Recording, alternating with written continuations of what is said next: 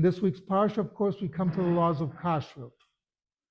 Uh, Now, one of the interesting things that's happened to me about a month ago, a friend of mine who I know told me that somebody who's got doctorates and this and that has said that kashrut was only invented by the rabbis and was added, as we understand kashrut today, was invented by the rabbis.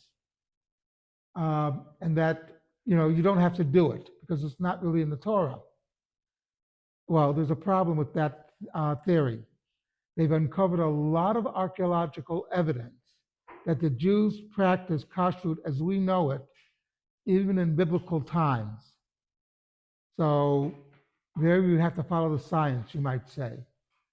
And so the question comes up, why is it this fellow so insistent that this came later, just like many people claim that the book of Leviticus, Vayikra, was actually written in Babylon, in Bavel, during the exile there. So why are they trying to take away from the Torah? And the reason is, of course, they don't want to follow the Torah. So they're looking for excuses of ways not to follow the Torah. Sort of like, in Pesach we have the four sons. There's the wise son, the wicked son, simple son, and the one who doesn't know how to ask. Doesn't say that the wicked son is an ignoramus. He's smart. He knows what he's saying. He knows what he's doing. He has a lot of knowledge, but he has no wisdom.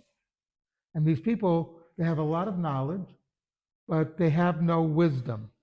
They don't know how that a lot of what they're saying is basically a misunderstanding of things. If you go to the Constitution of the United States, it doesn't say that a Supreme Court justice has to have a college education.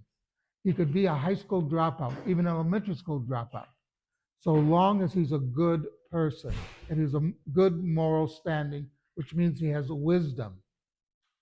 That was far more important to the founders than the college education that you might get.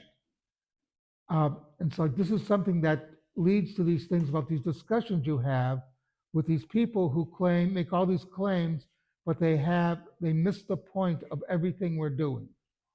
The point is we keep kashrut because that's what God told us to do, and we know that our ancestors kept kashrut, and that's what keeps us Jewish. Something to think about